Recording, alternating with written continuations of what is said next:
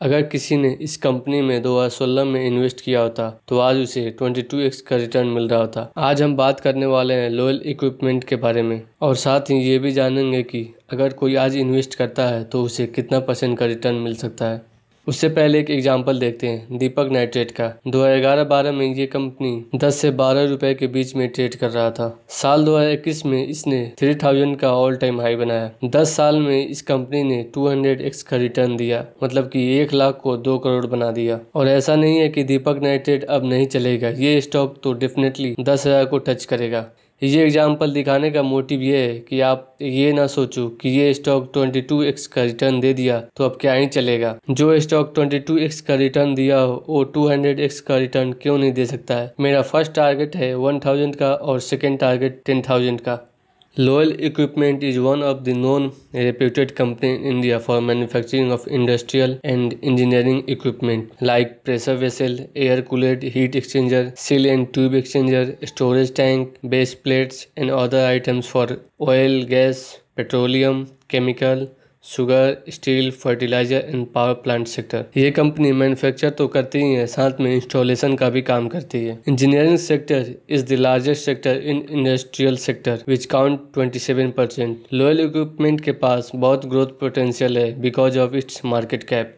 अब बात करते हैं क्लाइंट लिस्ट की। लॉयल इक्विपमेंट के पास काफ़ी बड़ी क्लाइंट लिस्ट है like Reliance, L&T, Kirloskar, ONGC, GNFC, Bharat petroleum and Linde group.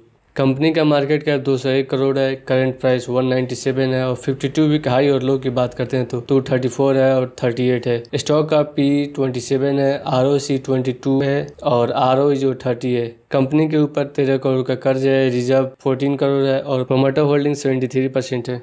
अब बात करते हैं क्वार्टरली रिजल्ट का। तो सितंबर 22 में 11 करोड़ का हुआ, फिर दिसंबर 22 में 15 करोड़ का, फिर मार्च 2023 में 17 करोड़ का, फिर जून 2023 में 4 करोड़ का सेल हुआ, फिर सितंबर 2023 में 26 करोड़ का। इस क्वार्टर जो कंपनी ने ब्लॉकबस्टर रिजल्ट दिया है। वहीं पे नेट प्रॉफिट की बात की जाए तो सितंबर 2022 में 1.84 हुआ, फिर दिसंबर 2022 में 2.2 हुआ, फिर जो है मार्च 2023 में 3 करोड़ का और फिर जून 2023 में 2 करोड़ का लॉस हुआ, फिर सितंबर में 3 करोड़ का। अब बात करते हैं प्रॉफिट एंड लॉस स्टेटमेंट की।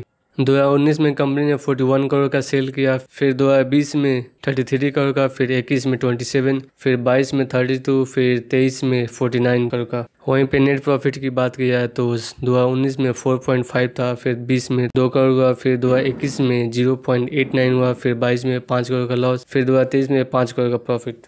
हम सब जानते हैं कि हमारा देश बहुत ग्रो करने वाला है और ये ग्रोथ तभी पॉसिबल होगा जब नंबर ऑफ फैक्ट्रीज इंक्रीज होगा, इंफ्रास्ट्रक्चर डेवलप होगा और जब फैक्ट्री इंक्रीज करेगा तब इस कंपनी का सेल्स भी इंक्रीज करेगा, क्योंकि इसका जो प्रोडक्ट है वो हर फैक्ट्री को चाहिए ही चाहिए। कंपनी का फंडामेंटल भी काफी अच्छा है, सेल्स ऑल टाइम हाई पे है और प्रोमोटर के पास जो है 73% है। जनरली छोटे कंपनी में ऐसा बहुत कम देखने को मिलता है। 2018 से 22 तक स्टॉक एक ही रेंज में घूम रहा था। जब कोई स्टॉक किसी रेंज को ब्रेक करता है उसके बाद उसमें काफ़ी बड़ा मूव आता है। अक्टूबर 2022 में ये स्टॉक 30 के पास ट्रेड कर रहा था और आज 200 के पास। एक साल के अंदर इसने 7x का रिटर्न दिया। इस स्टॉक को आप अपने वॉच लिस्ट में ऐड कर लें। इन फ्यूचर अगर डिस्काउंट रेट पे मिलता है तो डेफिनेटली बाय कीजिए।